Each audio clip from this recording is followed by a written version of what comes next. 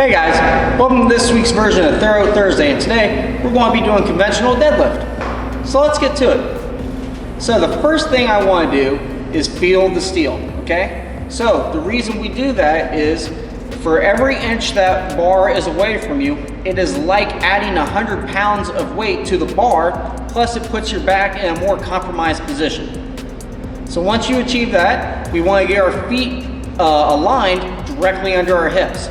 So some people go too wide, which allows their joints to get out of alignment, or they go too narrow, which doesn't allow them to put as much power and force into the lift as much as possible.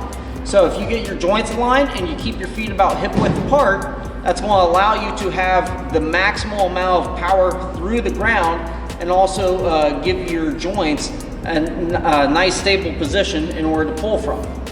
So once I have that established, the big thing I'd like to do is squat down to the bar. So if you're more experienced, you can get away with bending over and grabbing the bar and then sit into it. But for most people, they're going to pick it up the way they bend down to the bar. So a good way to fix this is to keep the chest up as much as possible and sit down to the bar and grab it with your hands directly under your shoulders.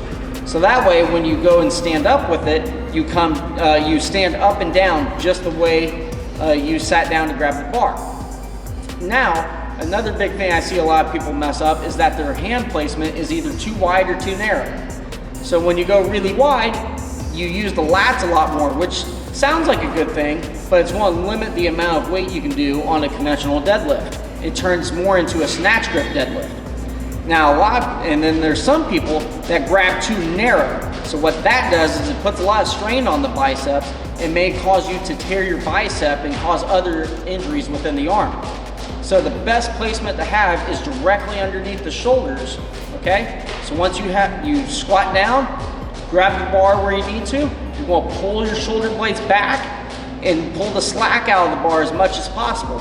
So the reason you do that is it pulls the shoulder into place as much as possible, and it's bringing that bar in you even more, so that way it's remaining contact with you the entire motion of the lift.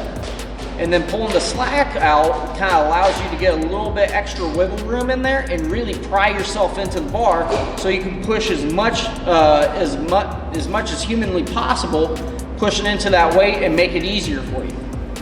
So once I have myself in position, I'm going to press the floor away from me and stand up with the weight.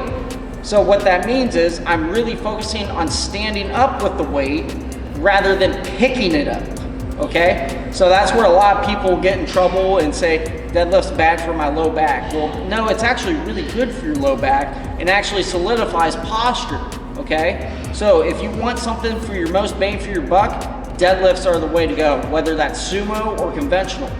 So I hope you guys found this useful, and I'll see you guys next Thursday.